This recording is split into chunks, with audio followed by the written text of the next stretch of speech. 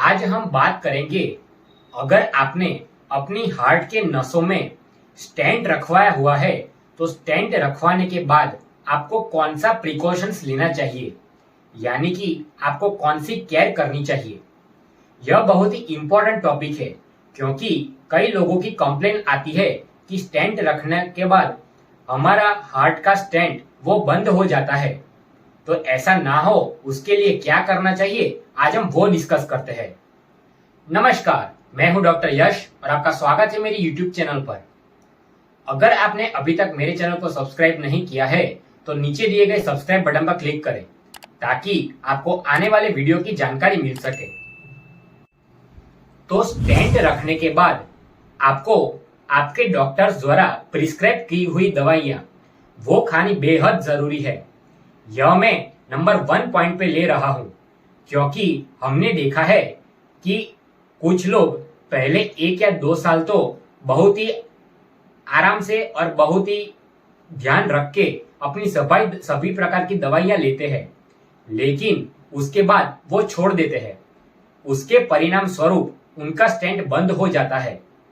तो आपके डॉक्टर्स द्वारा प्रिस्क्राइब की हुई दवाइयां जैसे कि ब्लड थिनर्स, एस्पिरिन, क्लोपिडोग्रेल, यह सब दवाइयां को आप लोगों को अपने जीवन पर्यंत तक लेना चाहिए।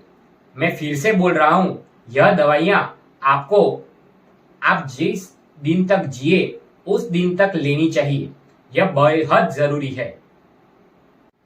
नंबर 2 है एंजियोप्लास्टी, जो जांघ के एरिया यानी कि फीमोरल आर्टरी में से या फिर हाथ में से यानी कि रेडियल आर्टरी में से की जाती है। तो उस स्थान पर बड़ा होल हो जाता है। उस होल का आपको बहुत ही ख्याल रखना है। आपको उस स्थान की शुरुआती दिनों में बहुत ही स्वच्छता रखनी चाहिए, क्योंकि अगर आपको उस स्थान पर पेन हुआ या फिर स्वेलिंग हुआ यानी कि हीमेटोमा हुआ, उसमें उस स्थान पर ब्लड एकत्रित हो जाता है जिसे हीमेटोमा कहते हैं, तो उस स्थान को लेकर आपको चिंता जरूर ही करनी चाहिए और आपको डॉक्टर को कंसल्ट तुरंत ही करना चाहिए। अगर आपने उसको नजरअंदाज किया तो आगे जाकर बहुत सारे कॉम्प्लिकेशंस हो सकते हैं। नंबर 3 है, आपको कई स्थानों पर बॉडी में ब्लूइश या फिर ग्रीनिश एरिया देखने को मिलेगा। यह स्किन के अंदर ब्लड जमा होने से देखने को मिलता है। यह जानने के लिए 2 हफ्ते जैसा समय लेता है। तो इस समय के दौरान आपको उस स्थान पर बर्फ से सिकाई करनी चाहिए। नंबर 4 है, अगर आपकी एंजियोप्लास्टी यानी कि आपका जो स्टेंट रखा है वो हाथ में से रखा है, तो आपको अपना हाथ नीचे लटकाकर नहीं रखना चाहिए, क्योंकि उसकी वजह से आपको ज्यादा दर्द होगा। नंबर 5 है, आपको अपने डाइट में चेंजेस करना चाहिए, यानी कि आपको फ्राइड, ऑयली, बटर वाला या फिर घी वाला यह खुराक अवॉइड करना चाहिए। अगर आपको खुराक जो खाना है उसकी बात करें तो आपको ग्रीन वेजिटेबल्स, फ्रूट्स, इससे युक्त बैलेंस डाइट ही खाना चाहिए। नॉनवेज में आप एग व्हाइट खा सकते हो, लेकिन आपको एग यॉक को अवॉइड करना चाहिए। आप रेड मीट तो खा ही नहीं सकते। आप फिश खा सकते हो।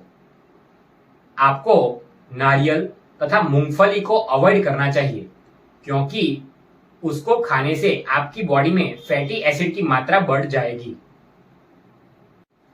अगर आपको चिकन खाना हो तो आपको चिकन विदाउट स्किन खाना चाहिए।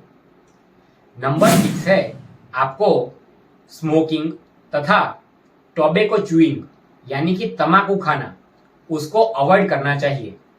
मेरे कहने का मतलब यह है कि आपको निकोटीन किसी भी फॉर्म में नहीं लेना चाहिए। नंबर 7 है, आपको 1 या 2 हफ्तों तक भारी चीजें नहीं उठानी चाहिए। साथ में आपको गाड़ी चलाने से भी बचना चाहिए। नंबर 8 है, आपको एक्सरसाइज करनी चाहिए, लेकिन वो एक्सरसाइज धीरे धीरे बढ़ानी चाहिए। आप जिम भी जा सकते हो, लेकिन आपको वहां पर वेट उठाने से बचना चाहिए। अब मैं आपको यह बताना चाहता हूं कि डॉक्टर के पास आप जो रेगुलर फॉलोअप में जाओगे, जब भी आपको आपके डॉक्टर बुलाए तब आपको जाना चाहिए। लेकिन अगर आपको एंजियोप्लास्टी होने से पहले जैसा दर्द फिर से चेस्ट में हो तब, या फिर आपको आर्म में दर्द हो, जॉ में दर्द हो तो, या फिर बैक में भी दर्द हो, तो आपको डॉक्टर को तुरंत ही कंसल्ट करना चाहिए। अगर आपकी हार्ट की धड़कनें अचानक से बढ़ जाए या फिर कम हो जाए, ऐसा आपको लगे, तो भी आपको डॉक्टर को तुरंत कंसल्ट करना चाहिए। यानी कि आपको इनमें से कोई भी सिम्टम्स फिर से देखने को मिले तो आपको बिल्कुल भी देरी ना करते हुए अपने कार्डियोलॉजिस्ट से डायरेक्ट ही कांटेक्ट कर लेना चाहिए। अगर आपको यह वीडियो पसंद आया हो तो इस वीडियो को लाइक करें और शेयर करके अधिकतम से अधिकतम लोगों तक पहुंचाएं, ताकि उनको भी इस इंफॉर्मेशन का लाभ मिल सके। Thank you.